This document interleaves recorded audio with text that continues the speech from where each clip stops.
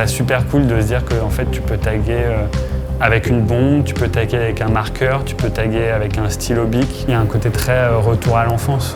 Un enfant qui a 3 ans et tu lui mets un feutre dans les mains, tu lui mets une feuille, et ben au début il va écrire sur la feuille et machin, mais très vite ça peut dépasser sur la table, il peut commencer à dessiner sur le mur.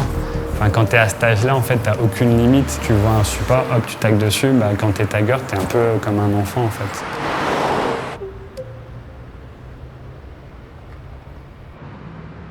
Comme c'était un peu la merde à la maison, enfin en tout cas c'était la merde entre mes parents, je pense que j'avais un besoin de m'échapper, de m'évader autrement, et c'est sûrement aussi pour ça que mon intérêt pour le graffiti est né à ce moment-là.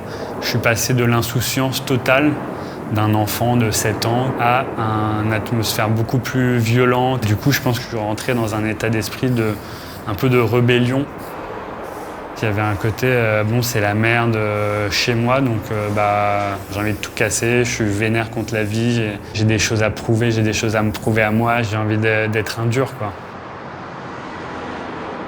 Et puis ça m'est passé. Maintenant, il n'y a plus du tout cet aspect-là, et il n'y a vraiment que le côté passionné, ça fait partie de moi, c'est limite un truc, un geste inconscient que je fais. Enfin, quand je me balade dans Paris, que j'ai un marqueur et que je fais des tags comme ça, devant tout le monde sans me poser de questions. Il n'y a pas le côté je fais ça devant les gens pour les choquer et pour les faire chier. Je fais juste ça de manière naturelle, en fait sans prêter attention aux gens qu'il y a autour.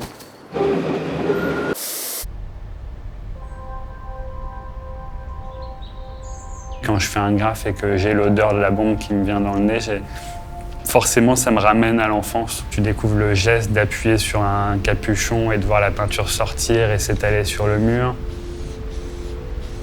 C'est un peu là, le prolongement de ton corps. Avec la bombe, quand tu appuies et que la peinture s'expulse et se dépose sur le mur, tu as une sensation de liberté assez forte et assez incroyable.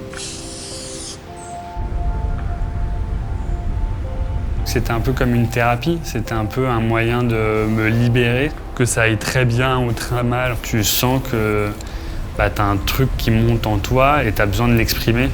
Et après, je me sens totalement allégé et totalement apaisé.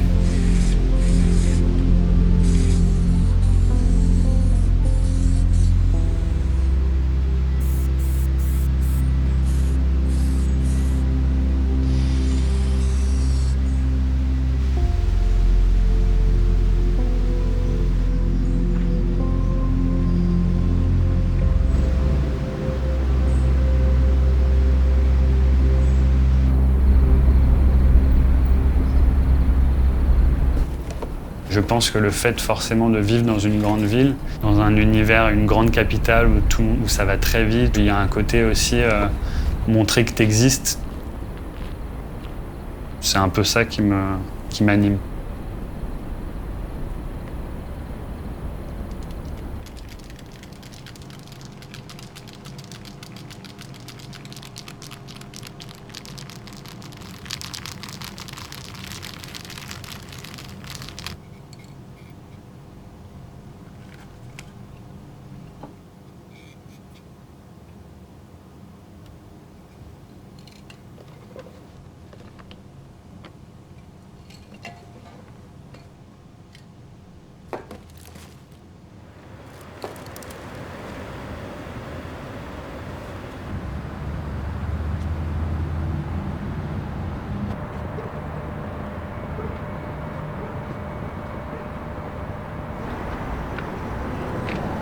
T'as entendu plus de bruit que d'habitude, toi? Ah ouais, j'ai entendu là les trucs. J'ai plusieurs fois entendu un mec qui gueulait, mais je pense que c'était à l'extérieur. Ça, c'est ce que je me suis dit aussi. Mais du coup, ça te perturbe parce que voilà, j'ai cru entendre les portes du RER s'ouvrir ou se fermer. Je me suis arrêté plusieurs fois parce que j'entendais des bruits bizarres. C'était assez stressant, ouais. Que ce soit des trains, des métros, des tramways, c'est un support qui me plaît pas mal. Déjà pour la démesure de l'objet. C'est des supports que je trouve sublimes, que j'adore peindre. Et si je peins dessus, c'est justement parce que je les trouve beaux. Et je considère pas que je les salis.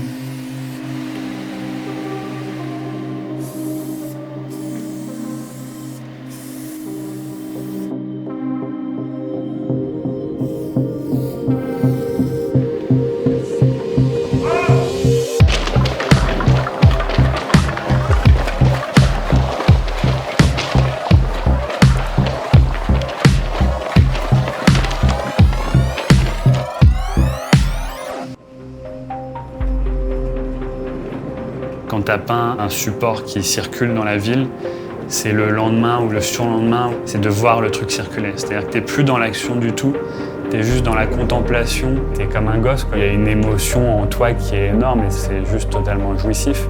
De voir ton œuvre circuler, c'est un peu comme une toile qui se déplacerait dans la ville et qui pourrait aller de station en station et passer de quartier en quartier. Ça traverse plusieurs univers, tu as toutes les classes sociales en fait qui vont les voir. Il y a peu de médiums comme ça dans l'art où tu peux voir vraiment la réaction que ça provoque chez les gens. C'est un peu particulier parce que quand tu es un artiste, tu fais un vernissage, les gens qui vont être présents, ce sont des gens qui sont venus là volontairement. Alors que là, quand on parle d'un train ou d'un métro qui circule, les gens vont être confrontés à ça, mais de manière, ça leur est imposé quelque part. C'est un peu une galerie à ciel ouvert.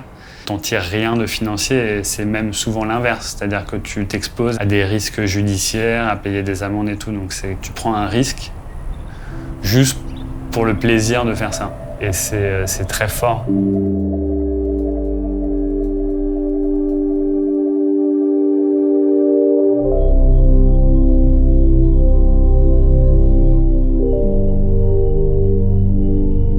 J'ai eu des perquisitions.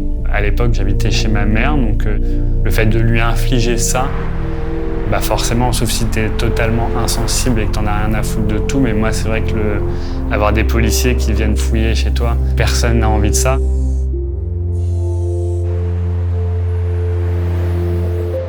Mais sur le moment, c'est vrai que c'était un peu violent à vivre pour elle.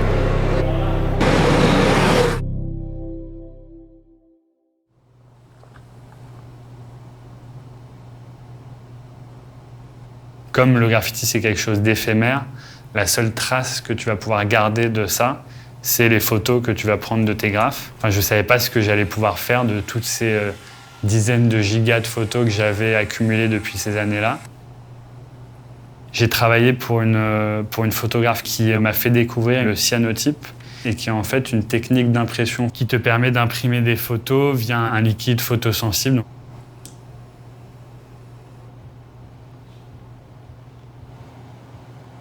Je me suis réapproprié cette technique.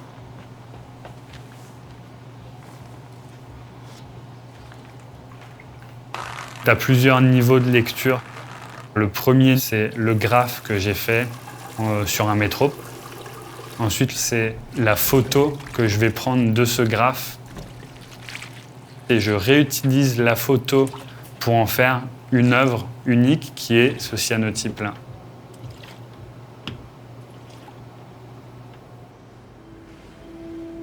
Pour moi, un graffiti, à la base, ça a vocation à être fait dans la rue. Toujours eu ce côté, il faut avoir une crédibilité avant de pouvoir vendre des toiles. Je rejetais un peu le côté se faire de l'argent grâce à ça. Il y avait un côté, il faut que ça reste gratuit, qui était très important pour moi. Aujourd'hui, je peux concevoir le fait qu'on puisse vivre de son art et ça ne me pose aucun problème.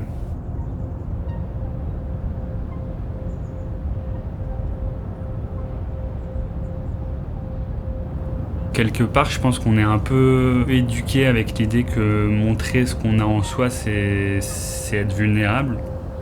Personnellement, j'ai toujours eu de l'affection pour les gens qui ont cette capacité à montrer ce qu'ils ont en eux.